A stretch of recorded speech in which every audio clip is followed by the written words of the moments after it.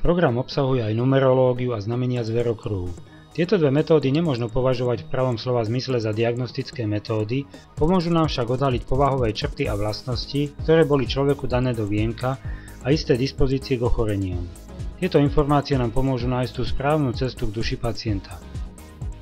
Program podporuje numerologický rozbor dátumu narodenia a mena.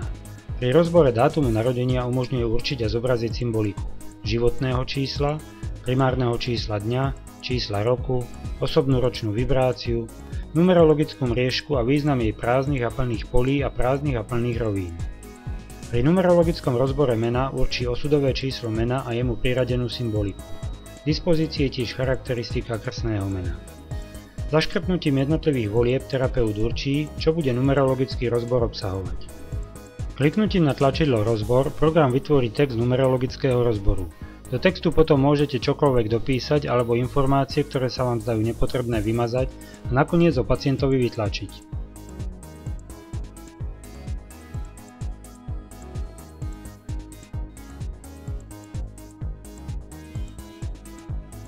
Ak terapeutovi nevyhovuje symbolika jednotlivých čísel, kliknutím na tlačidlo Upraviť zoznam si môže požadovaný text zmeniť.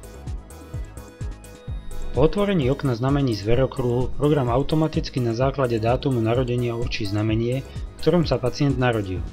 Zaškrtnutím príslušných volieb terapeut určí, čo má rozbor obsahovať. Ku každému znameniu môže program zobraziť všeobecnú charakteristiku, ako aj špecifickú charakteristiku pre muža, ženu alebo dieťa, oblasť zdravia a vitality, ktorá hovorí o dispozíciách k istým ochoreniam, oblasť vzťahov a lásky, zamestnanie a kariéru, základné potreby, priradenú planétu a jej symboliku, prislúchajúci živel. Kliknutím na tlačidlo Vytvoriť program vygeneruje charakteristiku znamenia. Ako pri všetkých funkciách programu, tak aj tu platí, že pokiaľ terapeut nie je spokojný s textami k znameniam, môže si ich kliknutím na tlačidlo Upraviť zoznam nahradiť takými, ktoré mu budú vyhovovať.